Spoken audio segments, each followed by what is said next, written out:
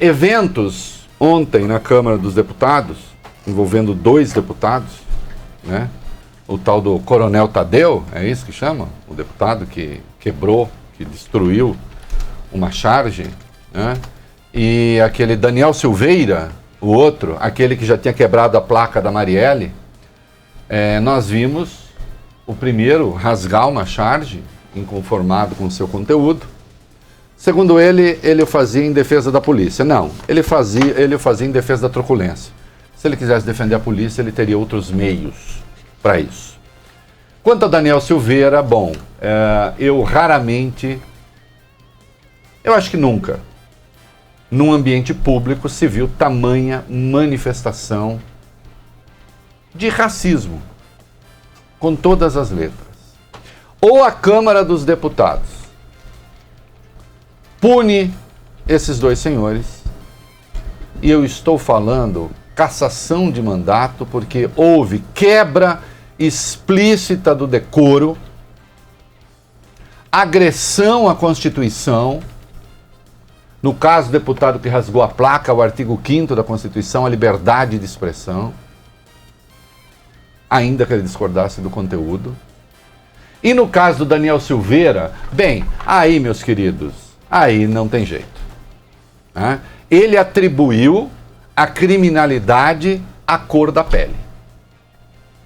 De maneira explícita, clara, reganhada, escancarada, sem meios termos, sem meios tons.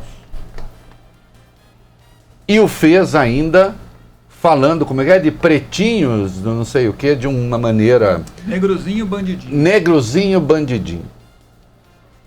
É asqueroso, é detestável, Isso evidencia como sim o racismo está entranhado na sociedade. Quando esse cara quebrou a placa da Marielle, ele também estava quebrando a placa em homenagem a uma negra que tinha sido assassinada pelas milícias. E como o Brasil é o Brasil, uma das promotoras que investigava, Carmen Elisa, é o nome dela, que investigava a morte da Marielle, vê só para mim se é Carmen Elisa mesmo, tinha fotos ao lado do Eduardo Silveira. Não é? Com camisetas também da campanha do Bolsonaro. Carmen Elisa Bastos de Carvalho. Isso. Se afastou. Foi afastada depois de muita brigalhada. Então, sim, infelizmente,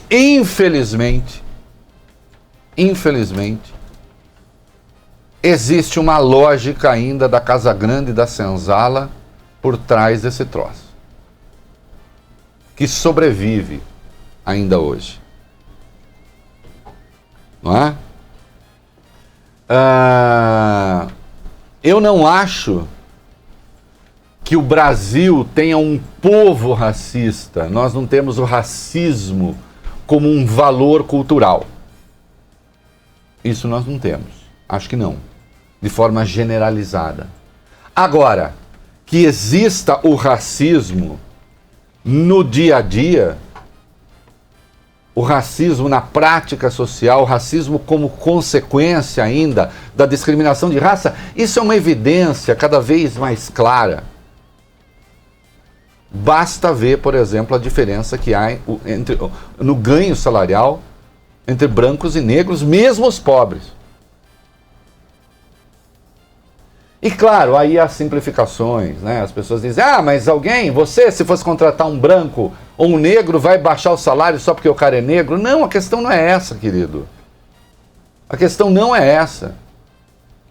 É que os serviços com os mais baixos salários acabam ficando reservados aos negros. Essa é a questão. E sim, porque historicamente há um déficit que é de educação, de habitação, de condições de vida no geral. Não é? Não dá para tolerar mais isso.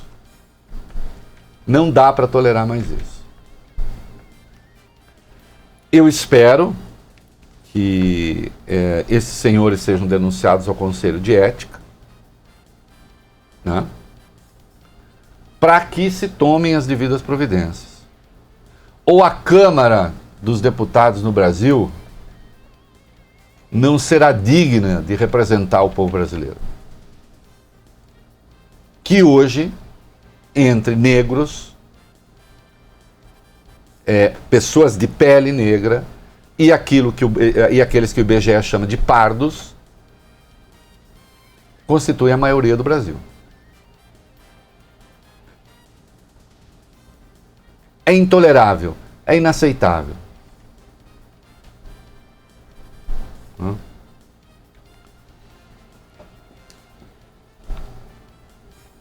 E eu quero aqui chamar a atenção para uma outra coisa. Eu estou cansado já de ver, e isso acontece muito por aí. Bom, será que o nosso maior escritor, e um dos maiores da língua portuguesa de todos os tempos, se chama Machado de Assis, um mestiço, negro, sim. O nosso maior jogador, o do mundo, de todos os tempos, que eu creio que será insuperável. Estava vendo esses dias, o Fábio Cuba, o número de gols, né, de dois grandes como o Cristiano Ronaldo e o Messi não vão igualar, não há a menor chance.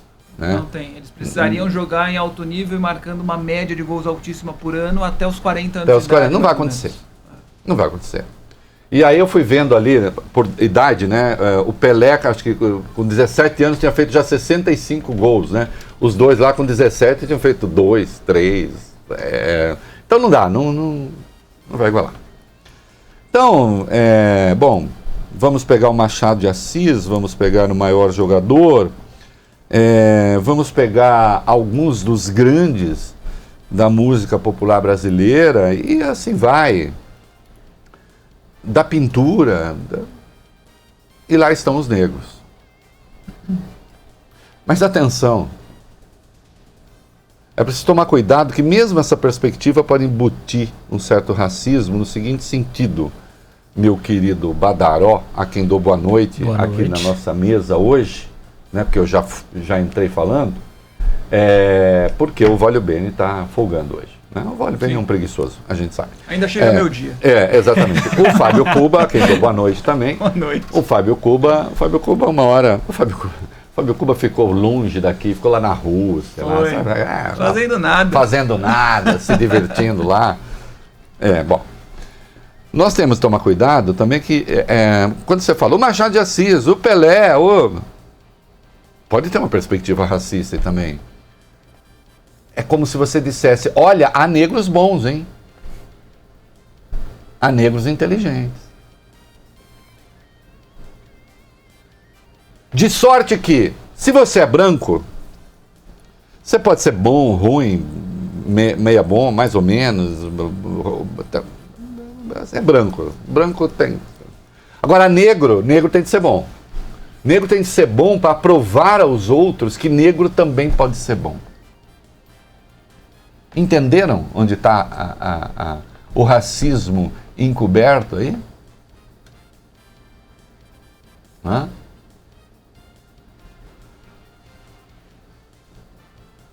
Mas você sempre foi contra a política de cotas. Eu sou contra cotas. E aí eu tenho uma divergência séria, entendo as razões, mas acho que não é o caminho. Agora, deixa eu deixar claro uma coisa. Eu sempre me opus a cotas porque eu queria uma escola pública que funcionasse bem para todo mundo. Porque eu queria uma educação que funcionasse bem para todo mundo. Para pobres e pretos, pobres de qualquer cor, enfim. Agora eu vejo que estamos nos distanciando desse caminho. Estamos nos distanciando desse caminho e aí eu acho que é preciso sim eu dizer ao próprio Reinaldo Azevedo que aquilo que eu queria que o Brasil fizesse não está sendo feito e, ao contrário, estamos nos distanciando daquele lugar.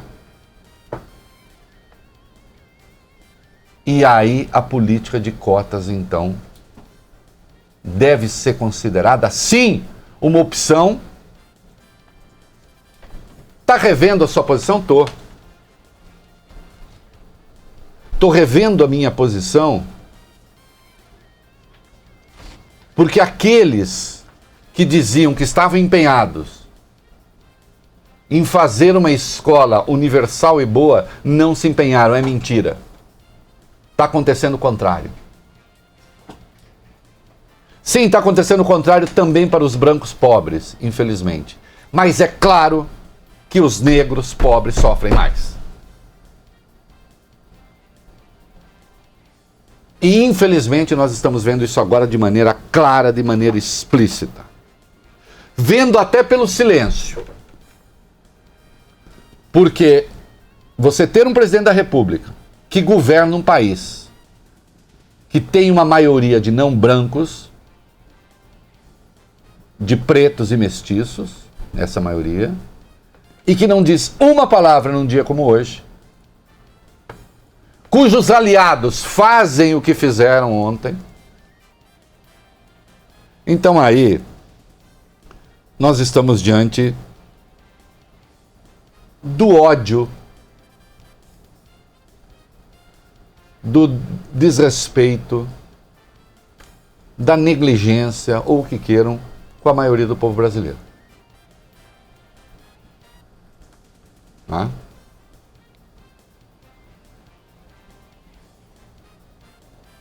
E por favor, aos idiotas, um mínimo de decoro e de decência. E não vem com essa história, eu quero o dia da consciência branca. Por que branco? Alguma vez o impediram de entrar em algum lugar porque você é branco?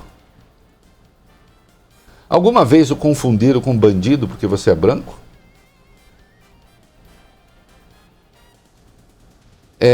Alguma vez você se viu morando numa comunidade, como se diz, numa favela, e à sua volta uma maioria de brancos?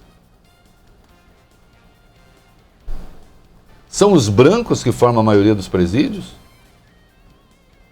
São os brancos que formam a maioria dos mortos?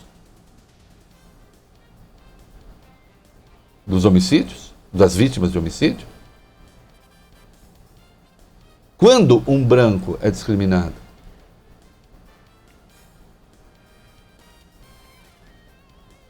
Quando se tem de chamar um branco a partir da cor da pele, fala, ô alemão!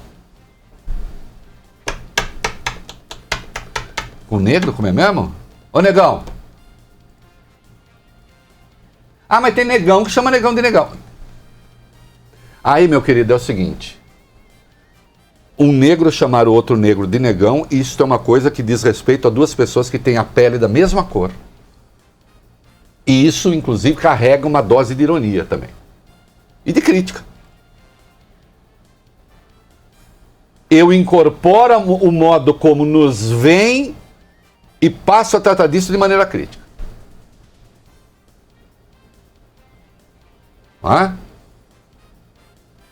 Ao passo que um branco chamar o outro de negão, a menos que seja uma amizade, uma coisa muito consentida, há aí uma carga de preconceito, queira você ou não. Não depende da sua vontade.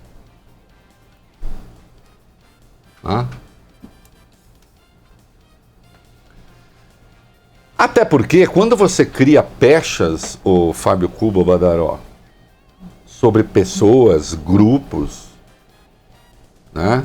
Então, negros se comportam assim, gays se comportam assim, mulheres se comportam assim.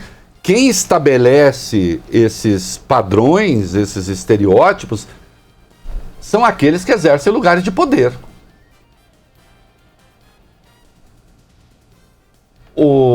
As comunidades oprimidas não fazem as verdades influentes. Quem faz as verdades influentes? São os oprimidos? Acho que não. Ah, isso é conversa de esquerda. Não, isso é conversa...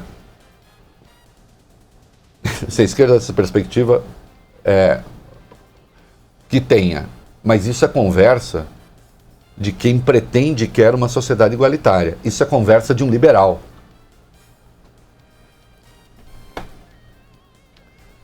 De quem defende a igualdade perante a lei, mas não apenas na sua expressão escrita. Uma igualdade que tem de existir de fato.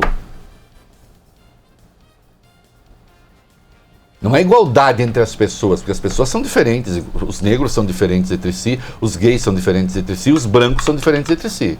As mulheres são diferentes entre si.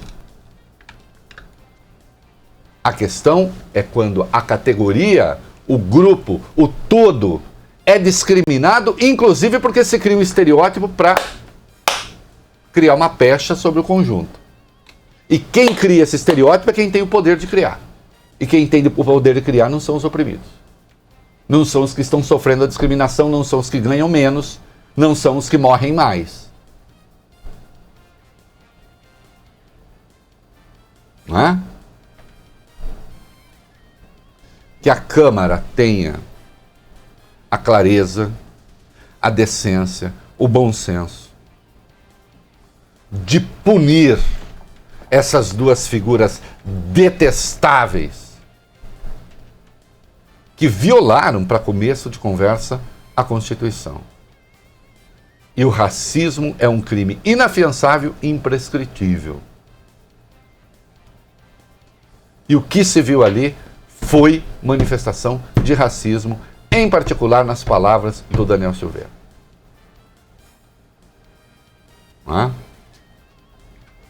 O tal do capitão Tadeu, Coronel Tadeu. Coronel Tadeu, Que disse hoje que não teme ser punido. que não tem, claro.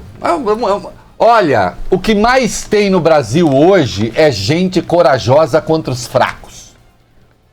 Coronel Tadeu, Daniel Silveira, quando eu vejo a coragem que vocês têm contra os fracos, meu estômago embrulha. A coragem contra os fracos tem outro nome, covardia. Não é? Ah, eu sou corajoso mesmo, eu com negro, eu mando Com Marielle, que tá morta, então, mando bala. Literalmente. Né? Não me arrependo. Um dia essa onda de boçalidade vai passar. Um dia essa onda de boçalidade vai passar. E espero que um dia a gente possa contar direito essa história e contar direito a história de todos aqueles que foram coniventes com este momento. Que infelizmente afasta o Brasil de um destino em vez de aproximá-lo. Porque se vocês pensam que essas coisas ajudam o Brasil, porque tem gente que acha que o Brasil vai crescer independentemente disso, a economia vai... Não, não vai. O Brasil não vai crescer independentemente disso, o Brasil não vai crescer independentemente do desmatamento, o Brasil não vai crescer independentemente dos discursos boçais, nada. Tudo isso compromete, sim, o crescimento do país. De que modo você cria uma cultura do desprestígio do país no mundo e o Brasil deixa de interessar? O Brasil passa a fazer parte do fim do mundistão, que é onde a gente está hoje do ponto de vista moral em muitos aspectos. Não dá para tolerar isso. Como não dá para tolerar um ministro da Educação que, quando contestado, xinga a mãe da pessoa que o está contestando, sendo ele ministro da Educação, como fez o Abraham Weintraub. Uma figura de uma mediocridade espantosa. Não, não é mediocridade, porque o medíocre está no meio. Ele não é medíocre. Ele está muito abaixo da mediocridade.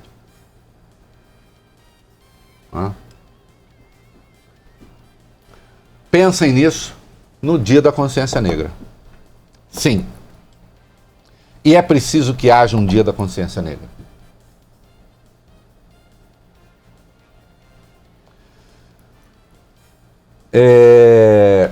O Brasil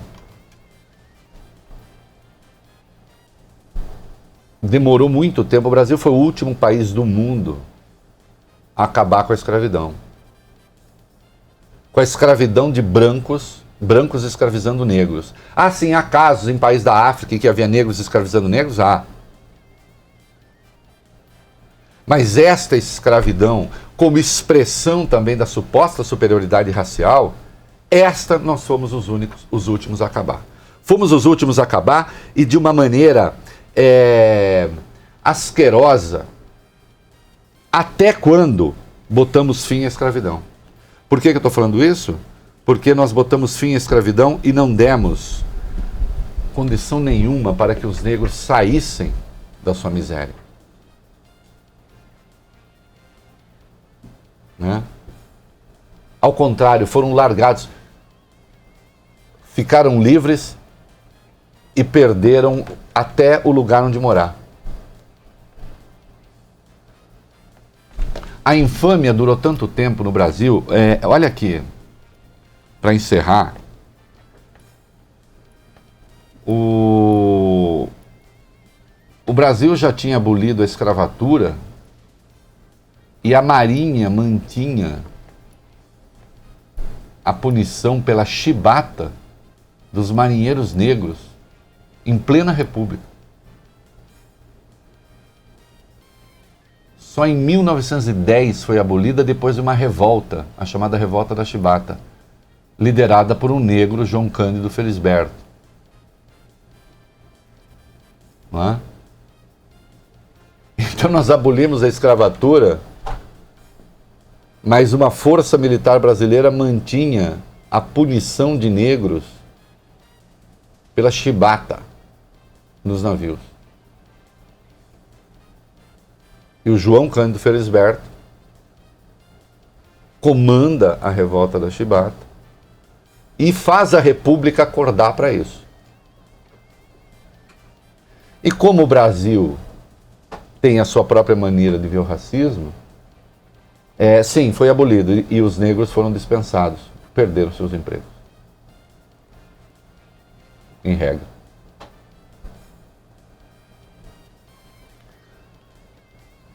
Para encerrar, uma bela canção de 1975, do João Bosco e do Aldir Blanc, cantada pela magnífica Elis Regina, Mestre Sala dos Mares, que chegou a ser proibida durante um tempo pela ditadura, porque, afinal de contas, cantava as glórias de um marinheiro negro que se revoltou contra a chibata. Chibata que sobreviveu ao fim da escravidão no Brasil. E todas as outras indignidades que sobreviveram ao fim da escravidão e que se arrastam aí até hoje. Talvez seja preciso, sim, o dia da consciência branca. O dia da consciência autocrítica branca. Talvez seja preciso o dia em que os brancos digam, sim, como brancos, este é um país em que a discriminação racial sobreviveu e sobrevive às proibições legais. Está no dia a dia, está à nossa volta, está à sua volta. E para encerrar, a próxima vez que você for jantar num restaurante bacana tal, eu vou, não tenho nenhum problema em dizer isso. Olhe à sua volta para ver quantos negros estão ali. É claro que o restaurante não proíbe a entrada de ninguém. O que proíbe é a renda. Canta-lhes! Há muito tempo nas águas da Guanabara, o dragão do mar reapareceu na figura de um bravo feiticeiro, a quem a história não esqueceu.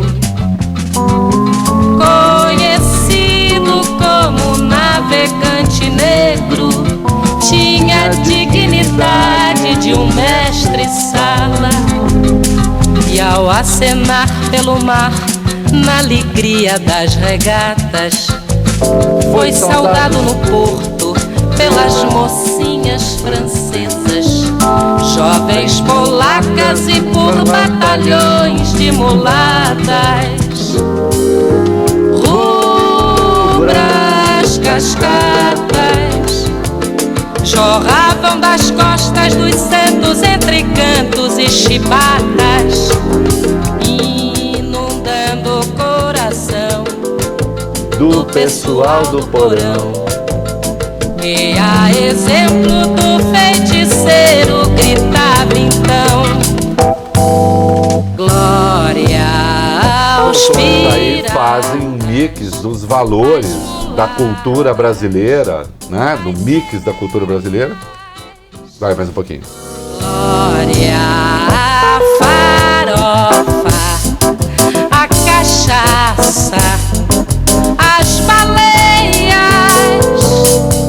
Glória a todas as lutas em glória, que através da nossa história,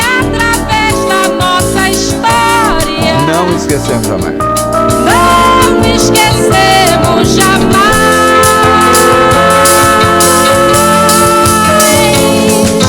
Sempre o navegante negro